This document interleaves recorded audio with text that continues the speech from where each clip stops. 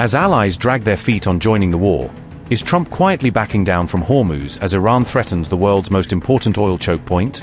President Trump wants you to commit the Royal Navy now to keeping the Straits of Hormuz open. I think you're saying no to that. Is that right? Well, we're looking through the options. It is difficult, of course, it's difficult. There's no hiding that.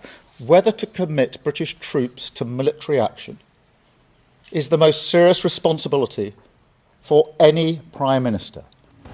Is the EU sceptical about sending its Aspides mission into the Strait of Hormuz as Washington makes this controversial move at sea? As Iran allegedly lays mines in the strait, the US has suddenly pulled out its key combat ships, raising questions about who will keep Hormuz safe. Amid surging mine threats and oil shock risk in the key shipping route, why did US Navy move its minesweepers thousands of kilometers away? Amid the wider Middle East conflict, the US Navy appears to have made a shocking move with its force posture near the Strait of Hormuz, according to defense reports. US Navy minesweeping assets that were previously assigned to the Middle East have been shifted to the Pacific region, the war zone reported. 2 of the 3 Littoral combat ships that had been tasked with minesweeping and mine hunting duties in the Gulf have now appeared in Malaysia, according to those reports. This pair consists of USS Tulsa and USS Santa Barbara, both of which had arrived in Bahrain within the past year as part of the US naval presence in the Middle East. Social media images have shown these combat ships tied up at the North Butterworth container terminal in Malaysia. The pictures are reported to have been taken on March 15th, alleging that the vessels were in port at Penang on that date. Independence-class LCS ships are fitted with a mine countermeasures mission package for hunting and clearing sea mines. The package tows mine hunting sonar behind the ship to spot and classify underwater mines. Unmanned surface vehicles fitted with minesweeping gear are used to trigger or clear mines at a safe distance. MH-60 Seahawk helicopters carry sensors and neutralization systems to detect and destroy mines from the air. The timing of the move is striking because it comes as Iranian attacks have effectively halted most commercial maritime traffic through the Strait of Hormuz. Iranian sea mines are widely considered a major ongoing threat to the future security of the waterway, according to multiple security assessments. However, analysts note that the exact extent to which Iran has already seeded naval mines in the strait remains unclear from available intelligence and public reporting. US officials have said American forces destroyed nearly 10 Iranian mine-laying vessels on March 10th, as part of a broader campaign to counter Iranian threat. Defense experts have argued that moving the minesweeping configured ships out of Bahrain may in fact be a prudent decision given the current risk environment. The Gulf state of Bahrain itself lies well within range of Iranian ballistic missiles and long-range kamikaze drones, putting forward-based naval assets at risk. US military facilities in and around Manama have already come under multiple Iranian attacks since February 28, highlighting their vulnerability. Recent US military strikes on Iranian vessels while they were docked in port have underscored how exposed ships can be when berthed, compared to when they are at sea. The US has been leaning hard on European and Asian partners to help secure the Strait of Hormuz, with Trump publicly urging the UK, France, China, Japan, and others to send warships. Against that backdrop, the European Union is now weighing whether to extend its Aspides naval mission from the Red Sea into the Strait of Hormuz. The UK government says it is discussing a range of options with allies to restore the security of shipping through the strait. However, British Prime Minister Keir Starmer said on March 16 that it would be difficult for the Royal Navy to commit additional warships to Hormuz, and has already declined Trump's request for destroyers. Mr. President, which countries have said that they will help? Well, I can't say yet. It's a little early. They've contacted today and last night, but we've had some positive response. We had a few that would rather not get involved. Is China one of them? I don't want to tell you about that. I mean, I can't really say for sure, but China's an interesting case study. They get most of their oil, as you know, by far. They get a lot, about 90% from the strait. So I said, would you like to come in? And we'll find out. Maybe they will, maybe they won't.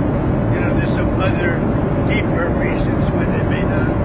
They should come in my opinion. It never made sense for years. If you go back and look at what I've said years ago, I said, why are we maintaining the Hormuz Strait when it's really there for China and many other countries? Why aren't they doing it?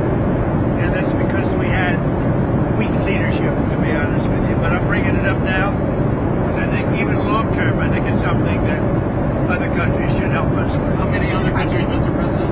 And again, remember this, about 7. We talked about 7. Just remember that it's something that we don't need, and these countries do need. And yet for years, it's like, for years we've been maintaining it, doing a great job. And now that the war is, now that they've been diminished in terms of military, their military has been greatly diminished. I think it's a good thing for other countries to come in. Now, it would have been nice, as I said to the Prime Minister of the UK, who sort of was reluctant to put his 2 aircraft carriers into harm's way. That would be 2 weeks ago. And as soon as we demolished, essentially, pretty much demolished them, not over yet, but pretty much we're in great shape. Let's put it that way, as everybody knows. He said, we'd like to send our aircraft carriers. I said, I don't want them after we win the war. I want them before we start the war. So whether it's whether we get support or not, but I can say this, and I said it to them, we will remember. How soon would this begin? Well, it start immediately, but it will take a little time to get here. Some of the countries have minesweepers, that's good. Some of the countries have a certain type of boat that could help us. Some of the countries would be, helpful.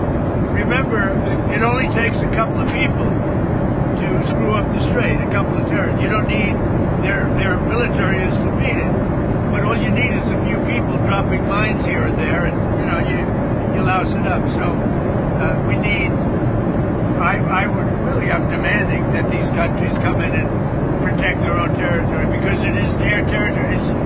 It's the place from which they get their energy, and they should come and they should help us protect it. You could make the case that maybe we shouldn't even be there at all, because we don't need it. We have a lot of oil. We're the #1 producer anywhere in the world, times 2, by double, at least double. Now I think it's much higher than that. But we do it. It's almost like we do it for habit. But we also do it for some very good allies that we have in the Middle East. The Strait of Hormuz, because obviously that's one of the pressing issues of the day. It's something I discussed with President Trump yesterday on the phone. There have been discussions going on in relation to a viable plan. We want to make sure that that involves as many partners as possible. That's been our stated objective here, particularly talking to European partners, inevitably talking to Gulf partners and to the US, because we need a credible, viable plan if we can. And as I said a moment ago, this is, to say the least, not easy. It is not straightforward, and therefore we have to make sure that we've got that credible plan in place. As to what the precise options are, as I say, mine hunting systems of ours are already in the region. We've already spoken about what we can do in relation to anti-drone capability. But this isn't just about what the UK can do. It's about how we play a part in bringing others together behind a viable plan. So that's where we're at the moment. Well, we're looking through the options. It is difficult, of course. It's difficult. There's no hiding that. But that's what we're working on in terms of a viable plan, because ultimately we need to get the straits opened. Otherwise, the price of energy will remain very high for reasons that everybody understands. So it's part and parcel of what we're doing on the cost of living.